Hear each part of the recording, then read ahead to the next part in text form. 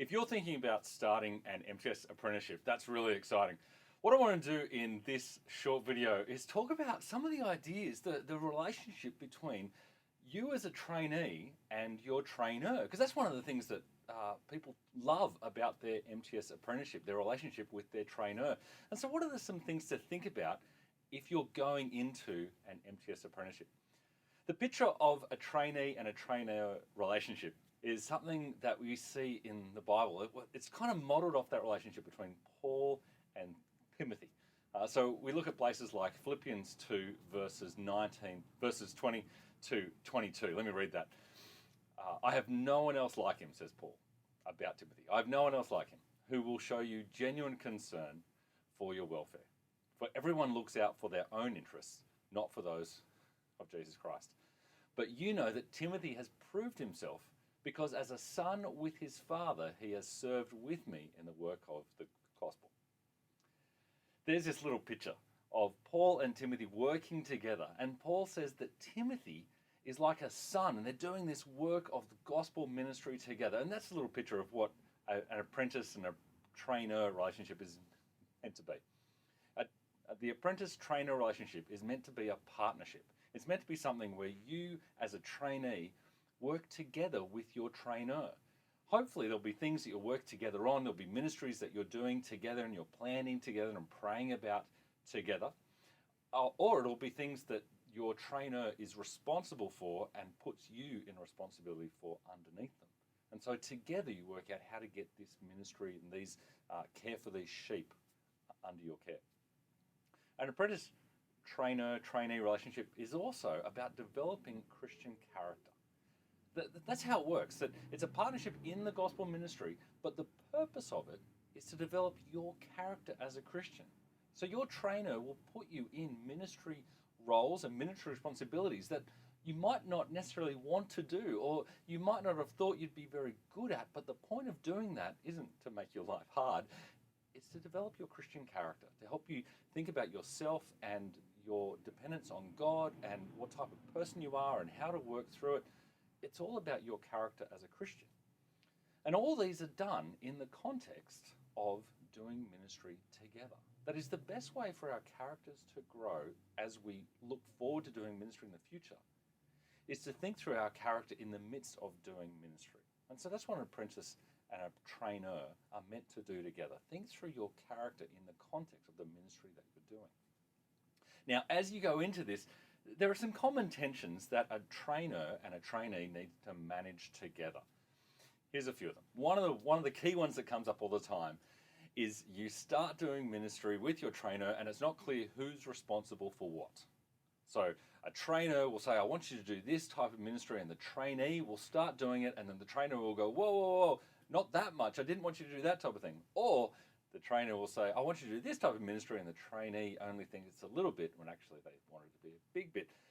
One of the things you're going to have to work out in your trainer-trainee relationship is who's responsible for what bits. And so that's one of the things that it's not a clear thing. You've got to keep talking about it with your trainer. And so as you go into your apprenticeship, one of the great things to keep asking is asking for clarity on what they want you to be responsible for.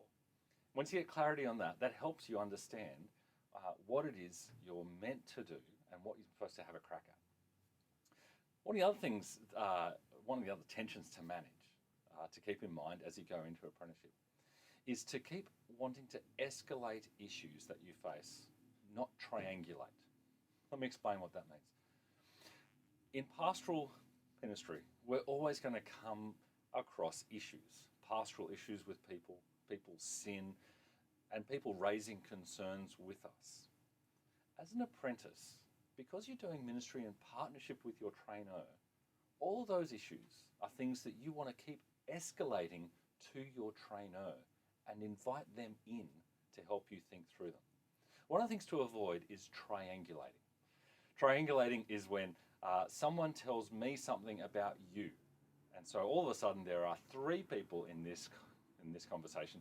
Particularly it's an issue when someone complains to me about you.